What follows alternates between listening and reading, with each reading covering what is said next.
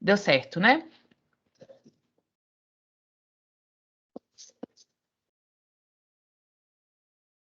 Meninas?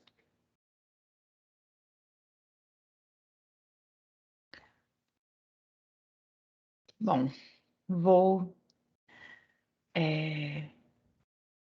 acreditar que sim. Começando então a nossa última aula sobre Descartes. Já estou um pouco com saudades, porque foi muito bacana falar com vocês sobre esse filósofo que eu estudo já tem um tempo, que eu gosto bastante. E foi muito legal, assim, compartilhar o que eu gosto e também poder ouvir o feedback de vocês e discutir um pouquinho. A terceira meditação, ela é um ponto alto das meditações sobre a filosofia primeira, que é essa grande obra do Descartes. E como um ponto alto, ela não é uma meditação fácil, não vou mentir para vocês, ela é bem complicadinha. O Descartes utiliza bastante novos conceitos, não é tão leve quanto a primeira e a segunda meditação, ela é mais truncada, tem alguns parágrafos que são bem complicados de você passar e entender o que ele está querendo dizer. E ela é maior, então às vezes a gente fica um pouco perdido assim dentro da própria meditação, por ela não ser tão enxutinha igual as duas primeiras. Eu fiz aqui uma divisão dessa terceira meditação que eu acho que vai fazer com que ela seja melhor entendida. E vocês vão ver que durante o meu esquema eu vou utilizar muito menos passagens do próprio Descartes e mais as minhas palavras para ajudar a gente conseguir ter essa compreensão do texto mesmo depois de lê-lo, porque é um texto mais complicado. Então, às vezes, recorrer à citação do Descartes não é apenas não é suficiente para a gente compreender. Então, a gente vai ver aqui que o Descartes vai tentar duas vias diferentes para que ele saia do que é chamado do solipsismo, que é o conhecimento do eu, apenas do eu, e desses modos de pensar do eu, que é o que a gente tem até então, aqui no começo da terceira meditação.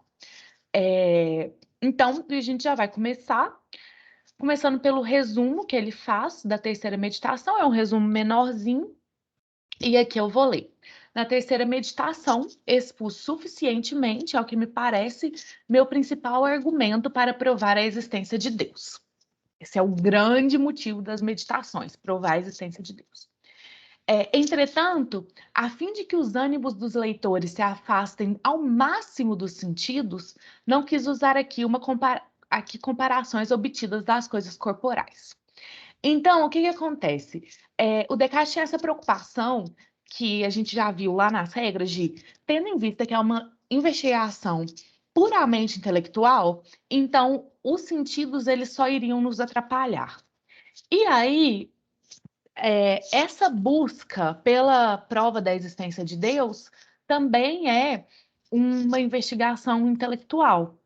Então, ele fala que ele não quis usar essas comparações com coisas materiais, corporais, mas que o tema que ele trata aqui, ele é um pouco difícil, um pouco truncado, e que tem coisas que vão ser melhor explicadas no conjunto de objeções e respostas que é acoplado depois nas edições das meditações, em que o Descartes responde a algumas arguições de outros filósofos, alguns até bem importantes e famosos, como Thomas Hobbes e como o Antoine Arnaud. Então, você tem aqui que ele diz que exemplos, entre outros, ou seja, dessas coisas mais difíceis de compreender, o modo como a ideia que está em nós, de um ente sumamente perfeito, tem tanta realidade objetiva que ela só pode ser por uma causa perfeita. E aqui ele vai dar essa ilustração com alguma coisa material, que isso é ilustrado pela comparação com uma máquina muito perfeita, cuja ideia está na mente de algum artífice. Isso a gente vai ver mais para frente, quando a gente for avaliar a prova causal do Descartes, mas é interessante aqui pensar nessa comparação que ele faz. É óbvio que tem a preocupação de se livrar do que é material, mas essa comparação ela é importante na medida que a gente possa ter uma analogia melhor do que ele quer dizer e como ele vai provar a existência de Deus. Então, passando à terceira meditação, começando aqui com o subtítulo sobre Deus, que ele existe, é o mais importante dessa terceira meditação. Aí, nos 4 primeiros parágrafos, ele faz uma recapitulação do que já é conhecido, com o propósito também de introduzir essa ideia que vai ser investigada, que é a ideia de Deus. Então, ele fala que na segunda meditação você tem o conhecimento do eu, que é coisa pensante, e que é um conhecimento muito verdadeiro, muito distinto, mas que nesse momento é um solipsismo, porque é só o conhecimento do eu e dos modos do pensamento, né? Duvidar, querer, não querer, afirmar, negar, que você tem certeza. Então, é necessário aqui encontrar alguma via, algum caminho que pode sair desse solipsismo, sair desse conhecimento único da existência de Deus e apontar para outros conhecimentos de outras coisas além desse eu. Senão você vai ficar ali com o conhecimento, tipo, a única coisa que existe é eu, e é só isso. Isso é muito pouco. É um ponto de apoio que Descartes conseguiu, mas que ele tem essas grandes esperanças de construir alguma coisa em cima, alguma coisa grandiosa. Então, ele vai tentar sair do solipsismo. O segundo parágrafo, ele já fala, bom, eu estou aqui investigando essa primeira verdade e eu tenho que me acostumar com ela. E aí, dessa análise, né, dessa verdade que eu tenho, seria possível perceber o que ela se difere de outras coisas, de outras proposições, de outras intuições, e o que é que me faz entendê-la como essa verdade tão indubitável que eu não posso deixar de aceitá-la. Então, ele consegue estabelecer um tipo de regra, um tipo de critério, um paradigma, ou um modelo de verdade. Porque o cogito, a existência do eu existo, eu sou, eu penso, é uma coisa tão óbvia que aí você pode usar como modelo.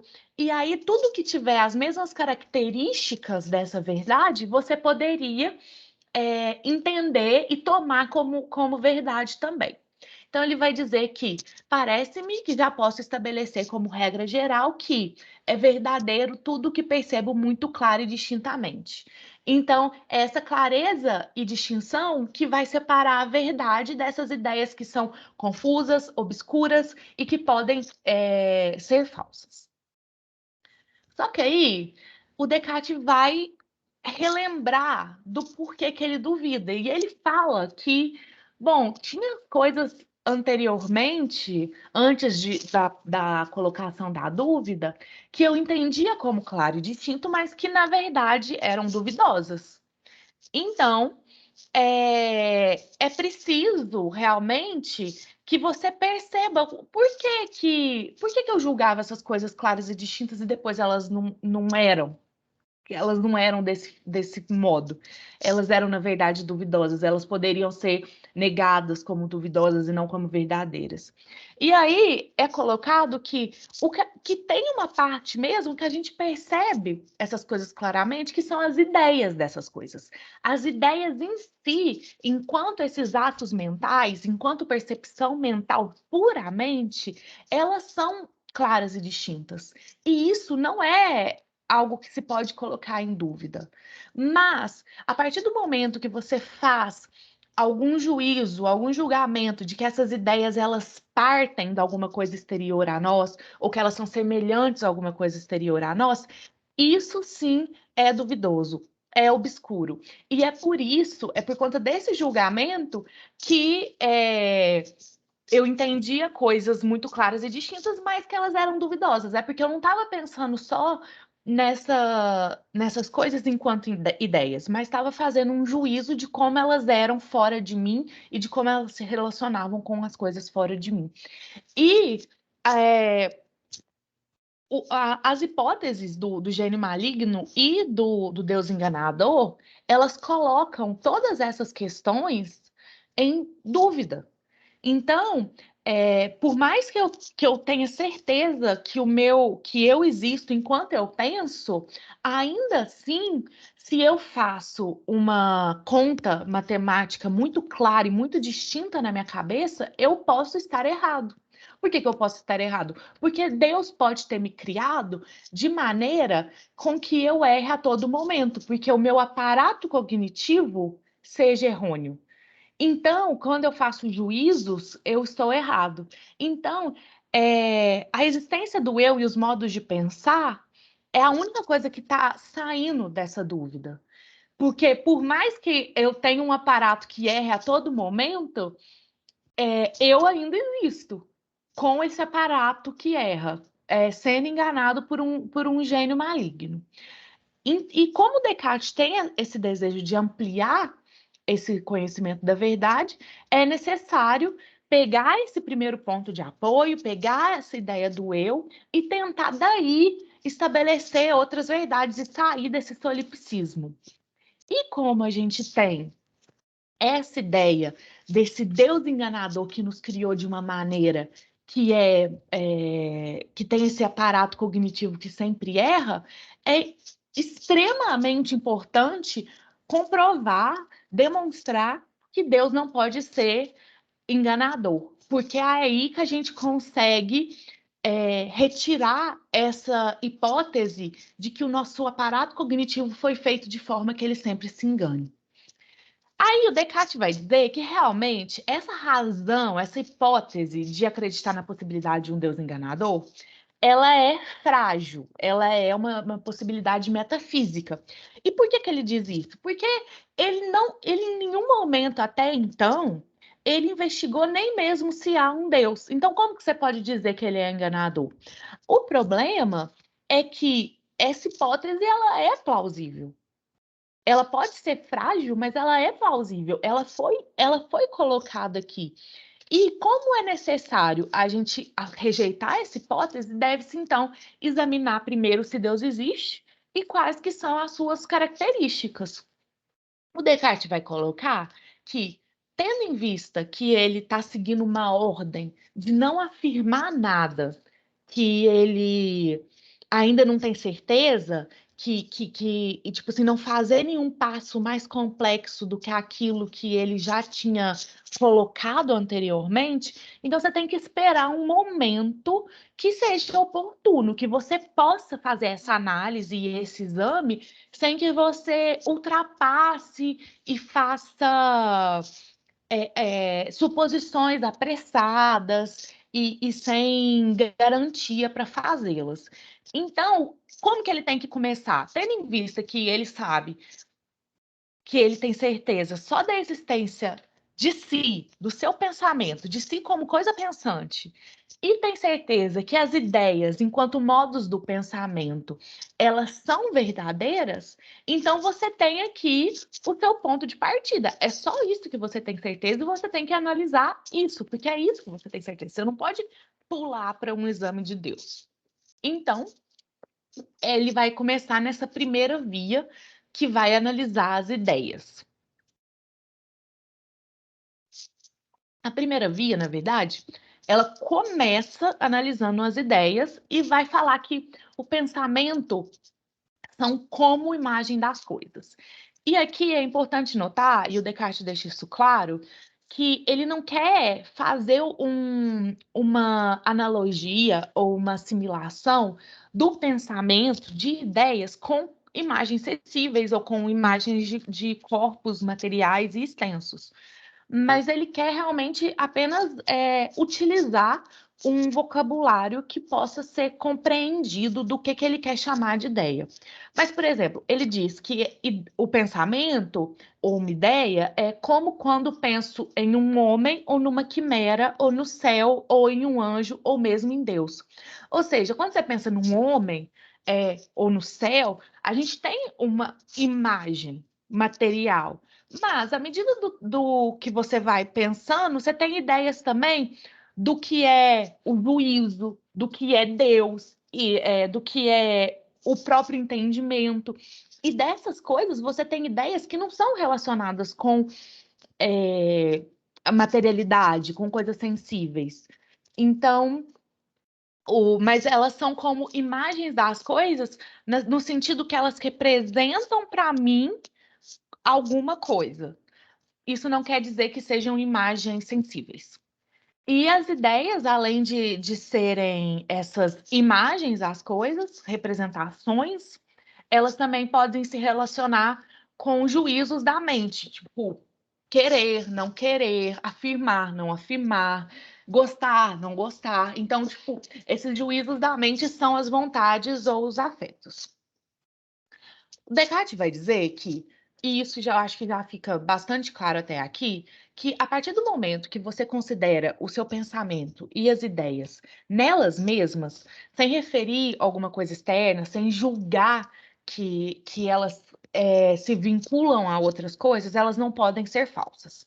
A ideia de um unicórnio, enquanto ideia, ela é verdadeira. As ideias também, enquanto vontades ou afetos, elas também são verdadeiras, elas não podem ser falsas. Porque às vezes a gente deseja alguma coisa que é ruim, às vezes a gente quer alguma coisa que às vezes não existe, igual crianças querem unicórnios, mas a vontade em si, a vontade da criança ter um unicórnio, ela não pode ser falsa. O unicórnio é falso. Julgar que essas coisas sejam existentes na realidade, materialmente, isso é falso. Mas você ter vontade ou querer alguma coisa, isso não é falso. Então, enquanto um puro modo do pensamento, nenhuma ideia pode ser enganosa. Mas esse juízo, esse julgar que ideias representam algo fora, que está fora de mim, isso é um erro. E Descartes vai dizer que esse é o grande erro, a grande fonte de erro do nosso pensamento.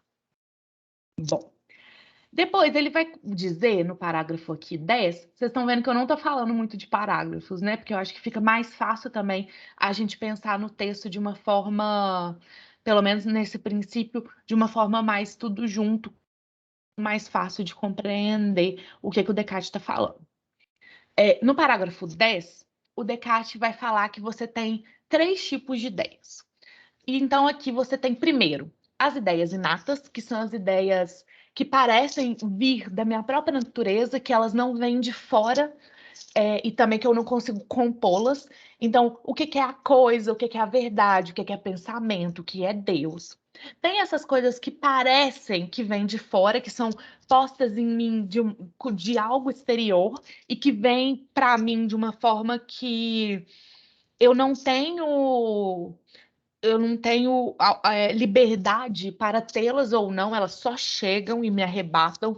Como eu vejo o sol, eu sinto o calor do fogo, ou quando os cachorros da rua latem e chega esse barulho para mim.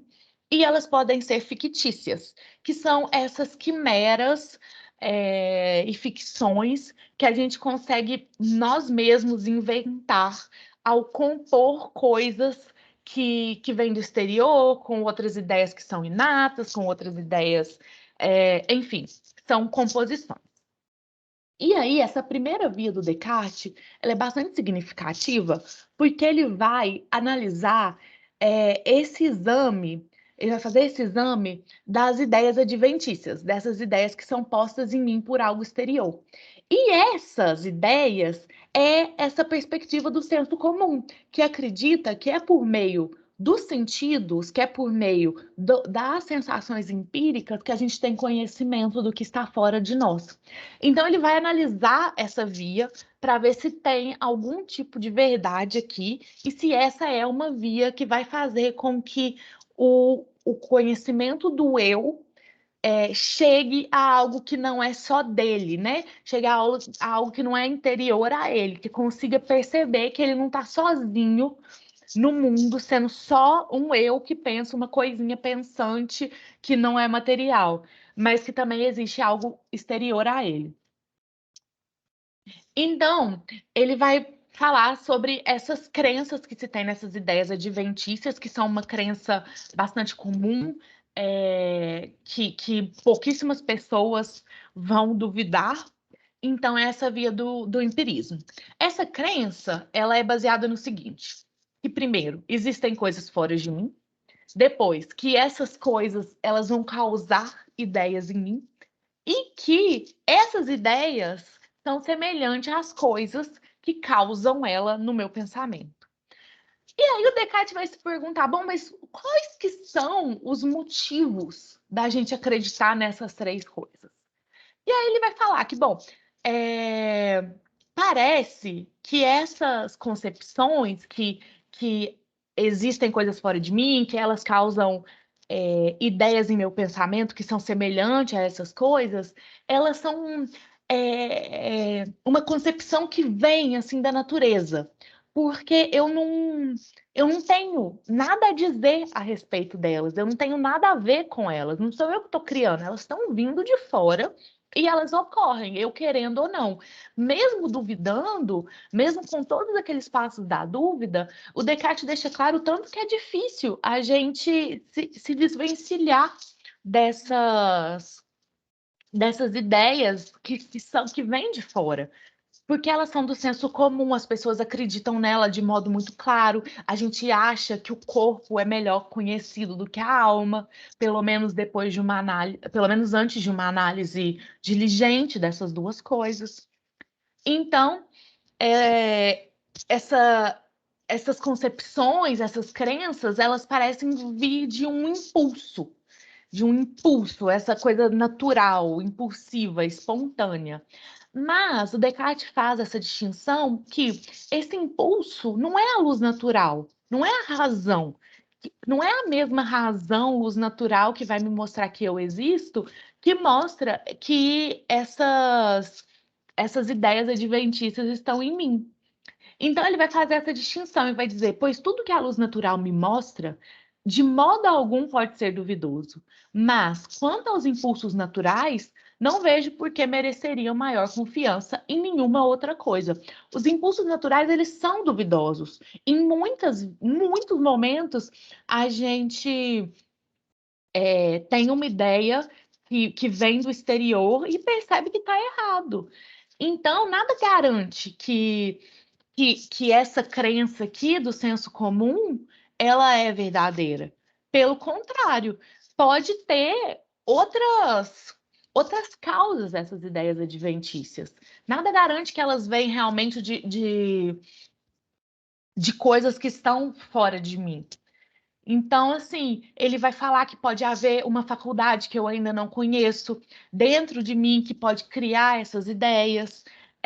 Como acontece quando a gente sonha. Quando a gente sonha, de fato, a gente tem esse mecanismo do nosso intelecto, que junta com a imaginação, com a memória, que vai criar coisas que não tem nada a ver com o que está acontecendo na nossa realidade. Então, não tem essa verdade aqui. Então, por meio dessa análise que o Descartes fez, ele consegue rejeitar essa via, que é a via do empirismo. Ele consegue mostrar que todas essas ideias que vêm de fora, elas podem ser falsas e que não tem nada que garanta que elas sejam verdadeiras para a gente. E, pelo contrário, quando a gente vai, por exemplo, perceber a concepção de do Sol, é o exemplo que ele dá. A gente tem duas concepções de Sol. A primeira é aquela que a gente vê, que ele está muito longe, que ele é muito pequeno, que ele emite um calorzinho, e depois tem a nossa concepção mais científica, né? Que o Sol é imenso, uma bola de fogo, não sei o quê. E que a dos sentidos, a nossa concepção dos sentidos, ela é a mais errônea, ela é a que menos chega próximo da verdade. Então, o sensível não é o meio para se garantir algum tipo de verdade. Você tem que deixar essa via de lado. Então, aqui no parágrafo 15, ele vai retomar essas coisas, essa dúvida acerca das coisas sensíveis, das coisas materiais. Então, ele diz: tudo isso demonstra suficientemente, provavelmente, que não foi a partir de um juízo certo, mas somente por algum impulso cego, que até agora acreditei na existência de coisas diversas de mim. Então, esses impulsos e essas inclinações não são do âmbito da luz natural, não são do âmbito da racionalidade. A luz natural é que vai corrigir esses impulsos. E aí é por isso que é tão importante que algo chancele essa luz natural, porque até então, essa razão, essa luz natural, por mais que ela seja existente em si mesma, ela ainda pode ter sido criada de modo que ela sempre erre. Então, é preciso dessa chancela ao rejeitar a hipótese do Deus enganador.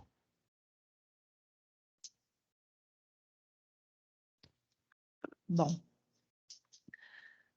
o Descartes, então, passa para essa outra via, já que a primeira via, que é a via do senso comum e dos sentidos, não deu certo, você não conseguiu sair apenas do conhecimento do eu, a dúvida das coisas materiais, ela retorna. E a segunda via, ela vai pensar nas ideias apenas enquanto elas mesmas, e não relacionadas com nada exterior.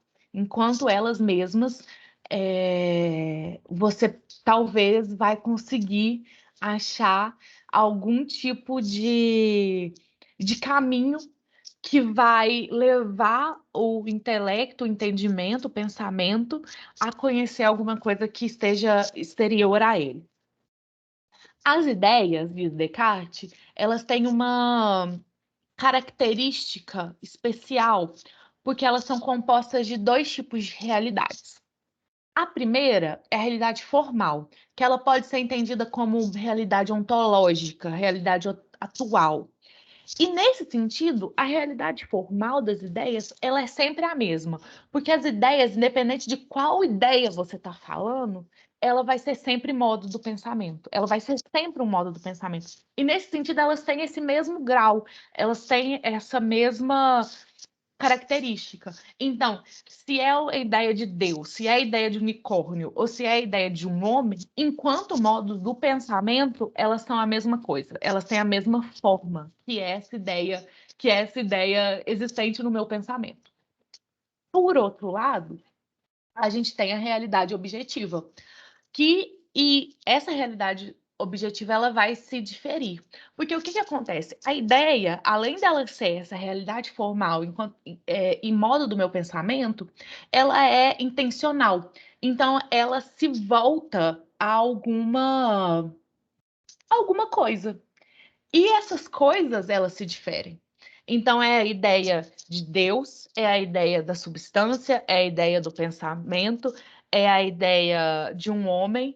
E você tem diferentes tipos de realidade aqui, porque você percebe que algumas realidades objetivas das ideias, elas são mais perfeitas do que outras. Elas têm mais substância do que outras, elas têm mais ser do que outras. Então, tem ideias que elas são menos perfeitas porque elas se referem só a atributos, a modos. E aí tem ideias que são mais perfeitas porque elas se referem a substâncias.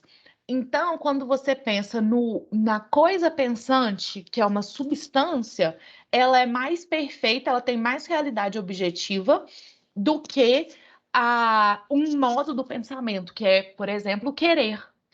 Mas, enquanto a coisa pensante e o querer são modos de pensamento, elas têm o mesmo grau, mas na realidade objetiva elas se diferem. Então, quando você pensa nessa ideia de Deus, que é a representação dessa substância, que não é só substância apenas, mas ela é infinita, essa realidade, essa representação, essa ideia de Deus, ela tem mais realidade objetiva do que as outras ideias, que vão representar substâncias finitas ou apenas modos e acidentes.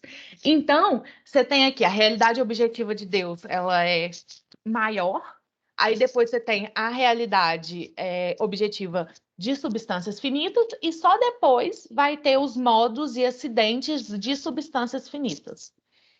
E aí o Descartes vai invocar o princípio de causalidade, que é uma noção inata, que é uma coisa que a dúvida também não vai colocar em xeque, porque é um princípio lógico do nosso pensamento, no sentido de nosso pensamento opera desse jeito.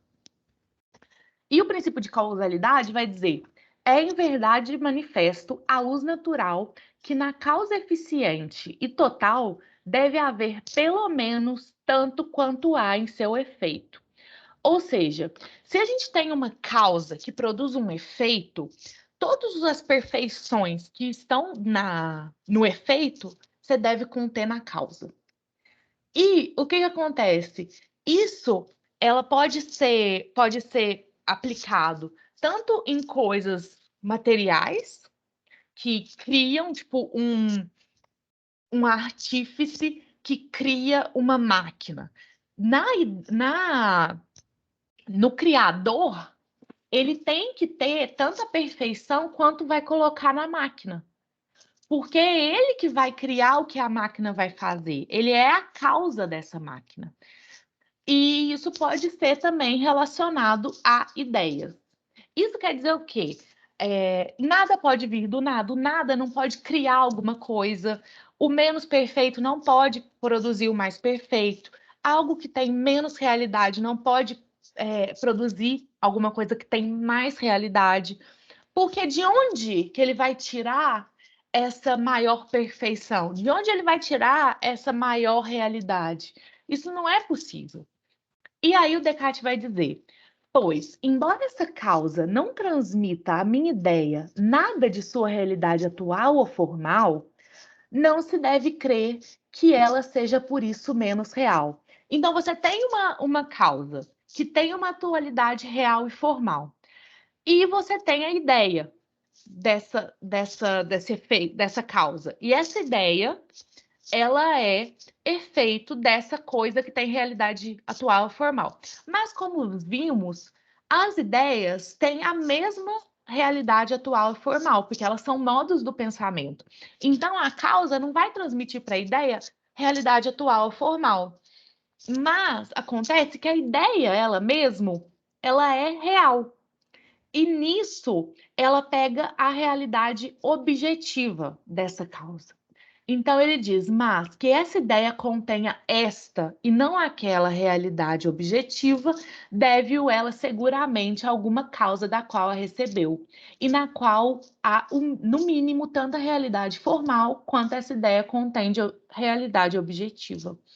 Então, o que a gente tem aqui é que quando a gente percebe que as ideias se diferem em relação aos seus objetos, que ela representa uma coisa e não outra coisa, isso quer dizer, ela tem uma realidade objetiva distinta. E essa realidade objetiva, ela vem de alguma causa. E essa causa, ela precisa ser tão perfeita e ter tanta realidade formal quanto existe na realidade objetiva das ideias. E aí o Descartes vai dizer algumas coisas assim para tentar comprovar o que ele está querendo colocar aqui com o princípio de causalidade. Ele diz: ele não vai dizer isso eu que estou dizendo. Mas ele coloca no parágrafo 19: você pode suspeitar que uma ideia ela causou outra ideia, que não tem assim uma causa exterior a ela, né? Uma ideia vai produzindo outra ideia e tal. Acontece que em algum momento você precisa que uma ideia seja tipo, você não pode fazer essa regressão para sempre. Você precisa de uma ideia que tenha uma causa formal e efetiva. Então, você não pode ter sempre uma ideia que só transmite outras ideias, realidades formais ali dentro do modo do pensamento. Você precisa de alguma causa que é formal, que é efetiva, que não tenha só alguma realidade formal da ideia, mas uma realidade formal efetiva, que pode ser ou não material, mas que é exterior ao eu, e que transfere a realidade ou perfeição para essa ideia, que é o efeito dessa causa.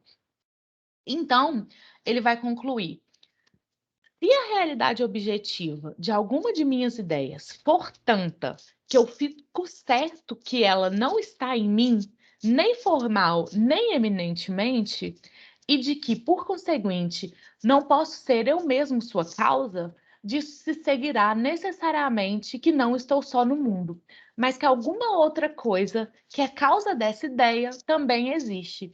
Bom, ele chega aqui num ponto que é muito importante para sair do solipsismo e entender que ele não está sozinho no mundo, que não é só a coisa pensante, o eu que pensa que existe no mundo. Mas, se você percebe que em alguma das ideias tem uma realidade objetiva que eu não posso ter criado, então você precisa de provar que ela possui uma causa exterior.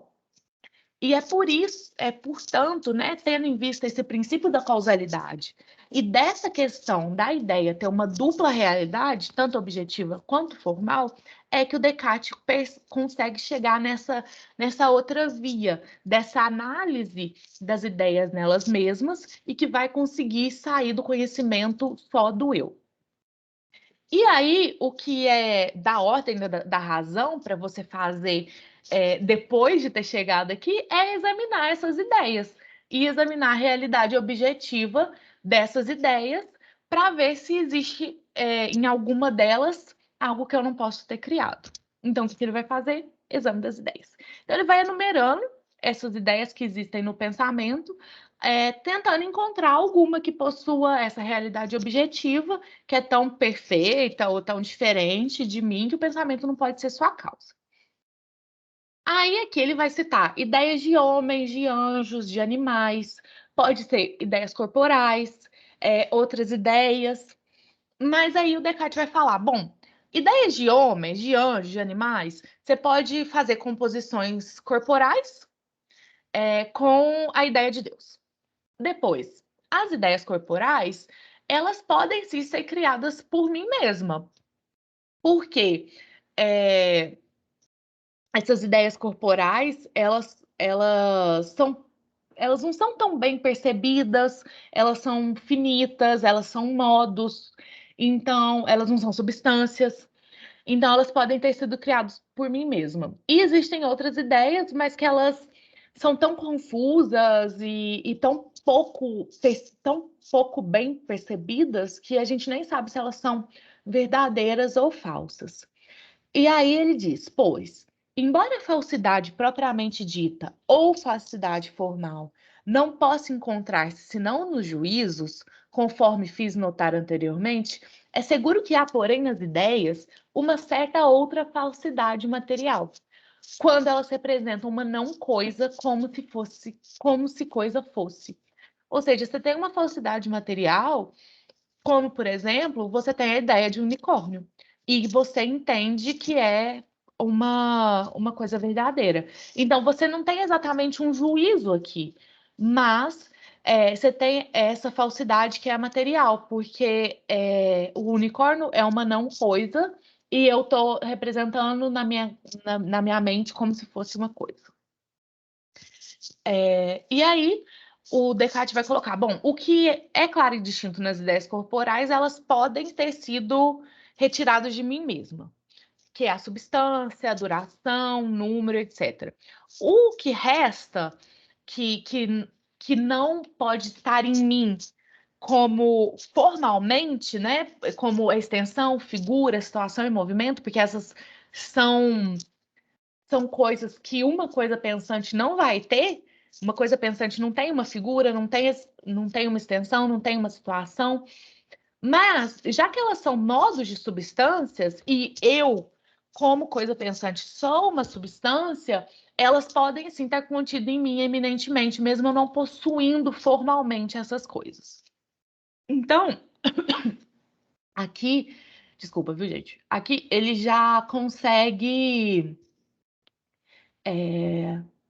rejeitar essas ideias. Todas essas ideias de homens, de anjos, de animais, outras ideias, ideias corporais, elas podem ter a causa em mim mesma. Então, elas não são boas para fazer o que ele está querendo, né? Que é sair desse conhecimento só de mim. E aí que ele vai entrar nessa prova causal da existência de Deus. Porque, dentre as ideias que ele analisou, a ideia de Deus é a única que não pode provir de mim mesmo, que eu não posso ser causa. Então ele diz: entendo pelo nome de Deus certa substância infinita, independente, eterna, imutável, sumamente inteligente, sumamente poderosa, e pela qual eu mesmo fui criado e tudo mais existe, se existe alguma coisa. Todas essas coisas são tais que, quanto mais cuidadosamente lhes presto atenção, tanto menos parece que elas possam provir somente de mim.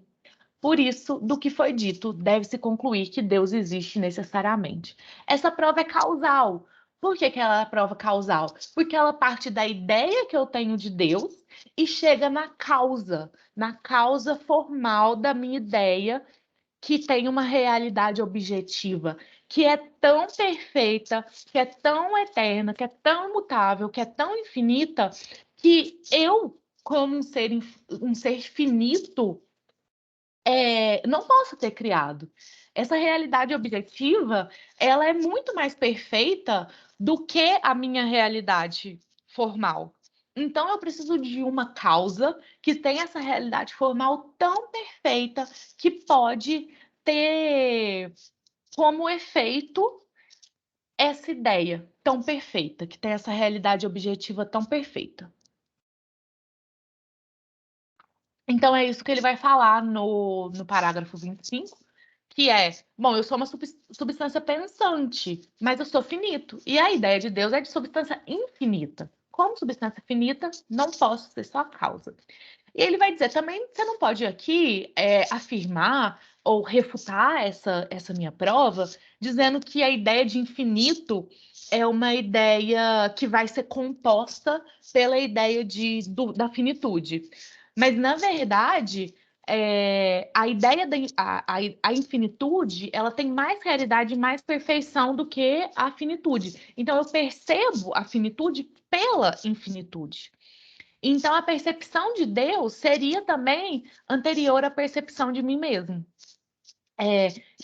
Tendo essa ideia de Deus que o Descartes vai colocar aqui, uma certa substância infinita, independente, eterna, que eu consigo me perceber como finito, dependente de uma causa, que vou acabar em algum momento, talvez, ou posso acabar em algum momento, não quer dizer que eu mudo, que eu não sou sumamente inteligente, que eu não sou sumamente poderoso.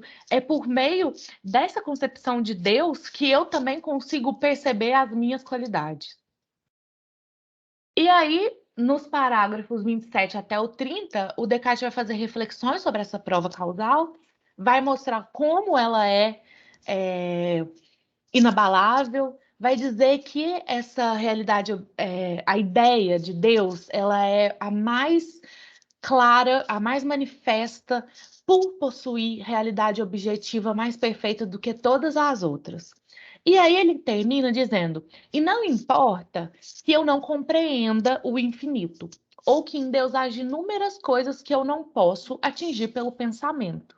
Isso é claro, porque é da natureza do infinito que não seja compreendido por mim, que sou finito, bastando que eu entenda isso e julgue que estão em Deus, essas perfeições, formal ou eminentemente, todas as coisas que percebo claramente e nas quais sei que existe alguma perfeição, para que a ideia dele que tenho seja de todas as que estão em mim, ao máximo verdadeira e ao máximo clara e distinta. Então, eu, como uma substância finita, eu não vou compreender tudo que está em Deus, que é infinito. Tem muitas coisas em Deus que é fora do alcance do meu pensamento. Ainda assim, a ideia que eu tenho de Deus, ela tem a realidade objetiva que é mais perfeita e mais manifesta e tem mais grau de ser do que todas as outras coisas. E basta para mim, que sou ser finito, entender que todas essas perfeições que estão na minha ideia de Deus estão nele, formal e evidentemente. E aí que eu consigo perceber essa ideia de forma muito verdadeira, muito clara, e consigo perceber que eu não poderia ter criado essa ideia.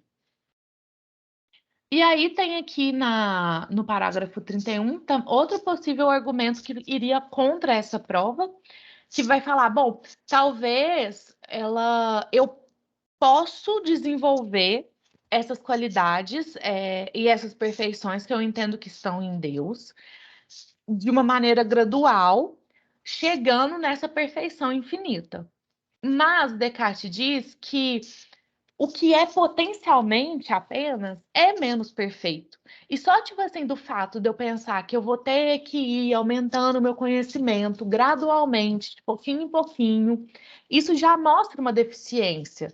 Já mostra que eu não consigo o conhecimento todo, infinito, de uma vez só. Então, pode ser realmente que eu tenha essa potencialidade, mas alguma coisa que é somente potencial não poderia ser a causa objetiva e nenhuma causa formal de uma ideia que é um ser perfeito, de que tem todas as perfeições atualmente ou formalmente.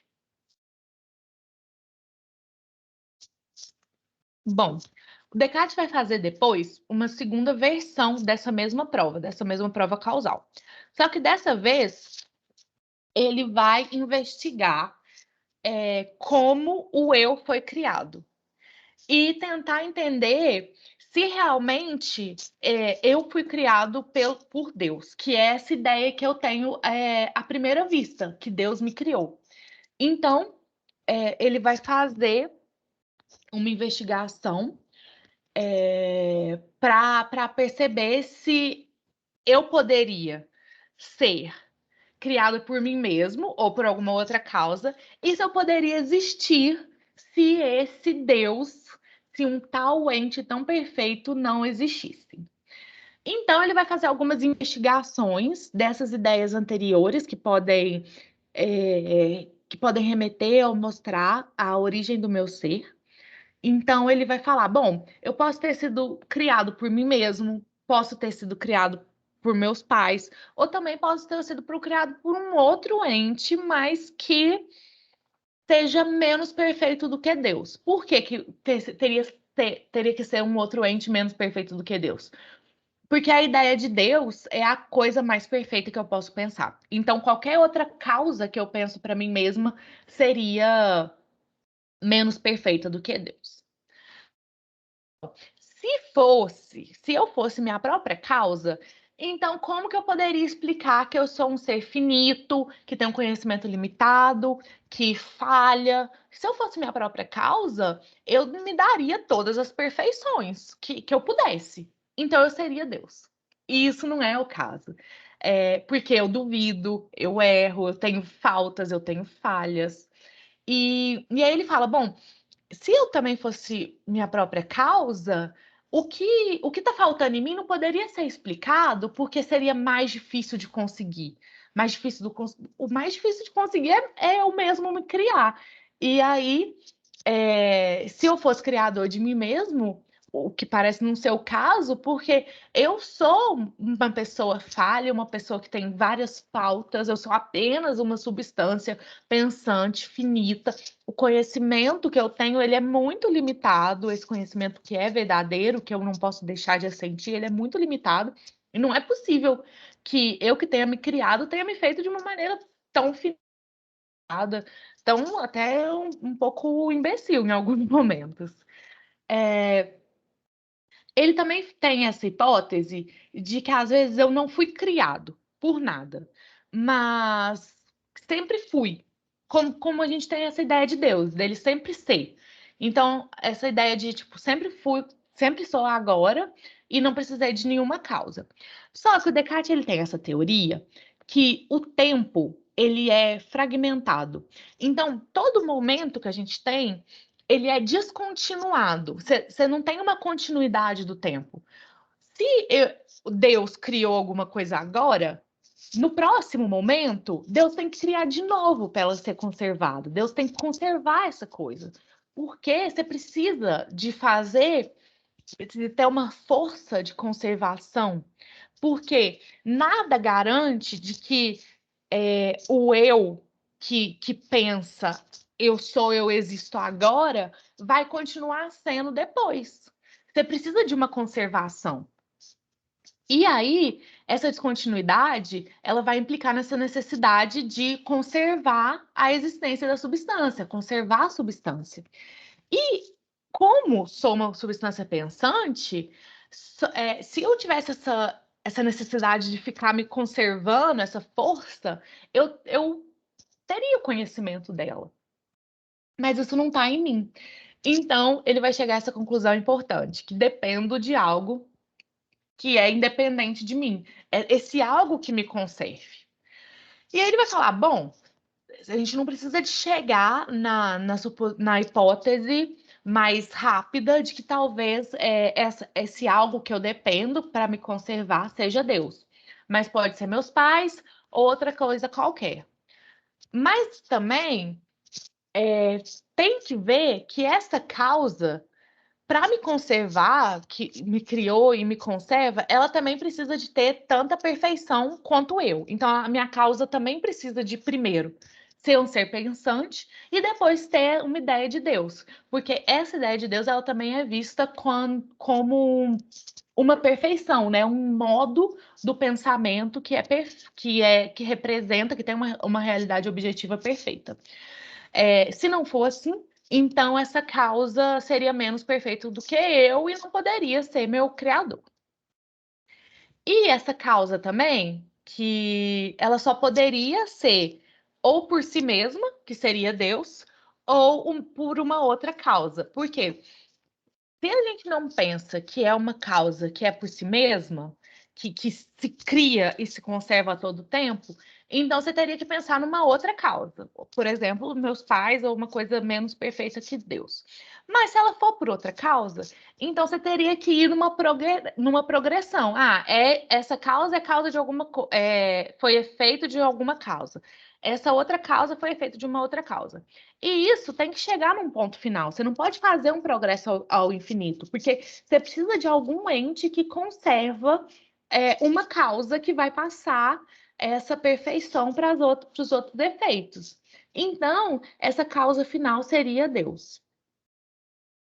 Também não poderia pensar que existe em mim vários tipos de causas que vão se juntar, cada uma com a sua qualidade perfeita, porque o Deus ele tem essa ideia de ser único, de ser uno. Essa simplicidade no sentido de não ser múltiplos, mas de ser só uma substância.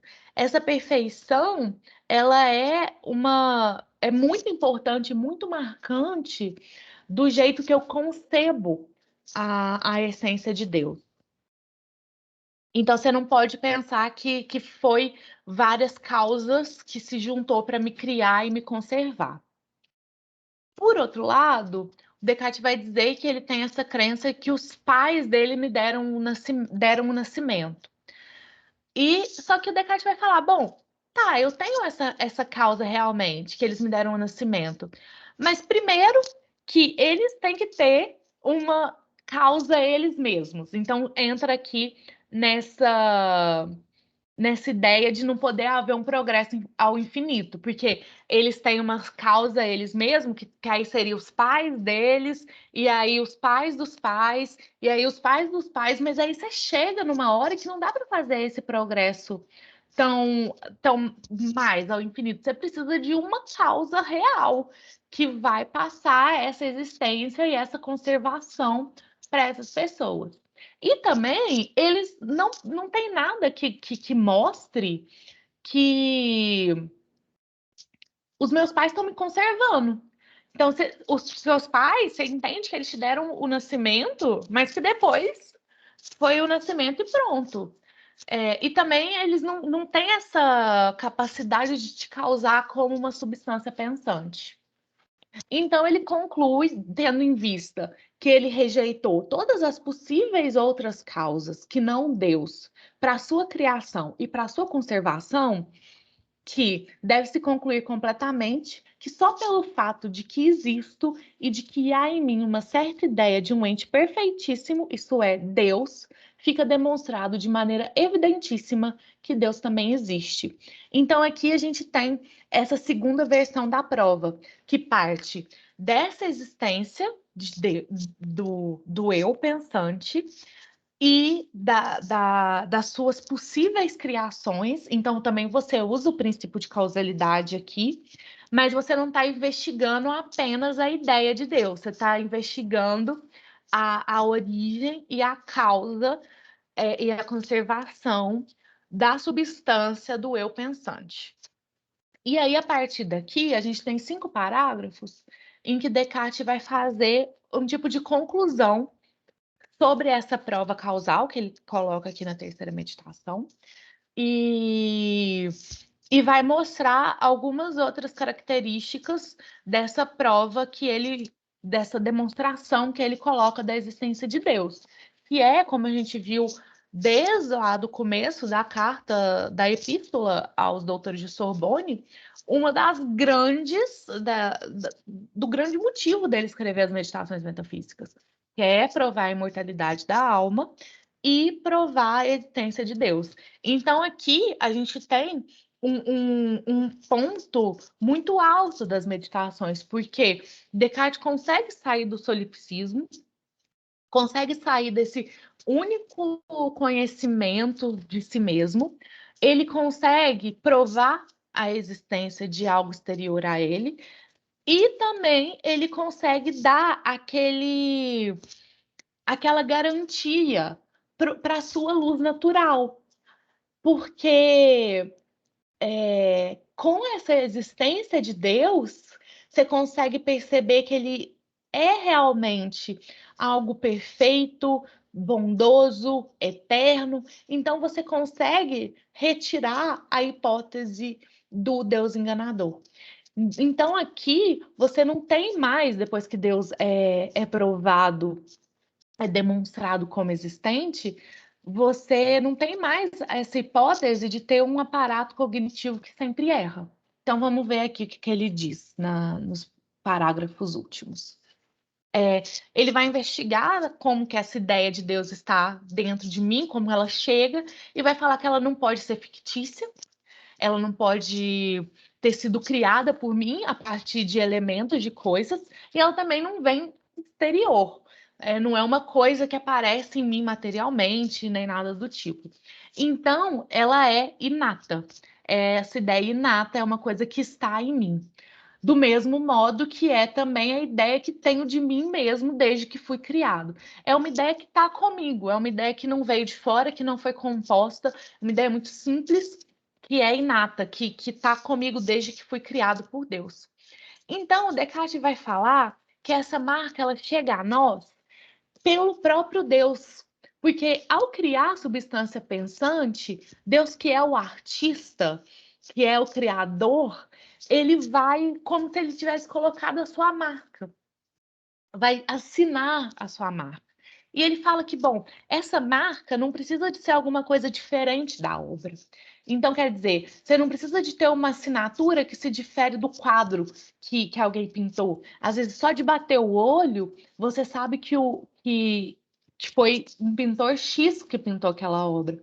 Então, tem uma distinção nessa própria obra que mostra que foi Deus que criou. Na substância pensante tem essa distinção. E aí Descartes vai dizer: e toda a força do argumento consiste em que reconheço ser impossível a existência de uma natureza tal qual sou, isto é, possuidora da ideia de Deus em mim, a menos que Deus ele mesmo exista. Então, essa força do argumento, essa marca, é a ideia de Deus. E essa ideia de Deus, ela não está em mim diferente de quem eu sou, porque ela é um modo do meu pensamento. Como um modo do meu pensamento, ela está colocada como essa minha essência, essa marca.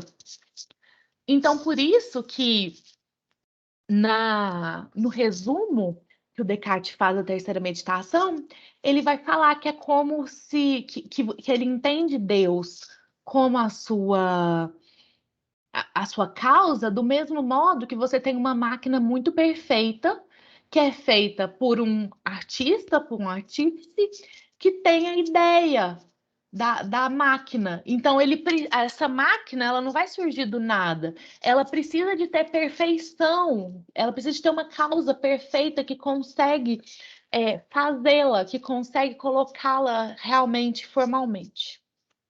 Então, é, como a gente entende que Deus é infinito e que Deus é perfeito, então ele não vai errar, ele não é defeituoso, então ele não vai ser enganador, porque enganos, fraudes, mentiras, isso tudo são marcas de imperfeição, coisas que Deus, como infinito, como perfeito, como eterno, como imutável, não vai possuir. Então você consegue rejeitar a hipótese do Deus enganador.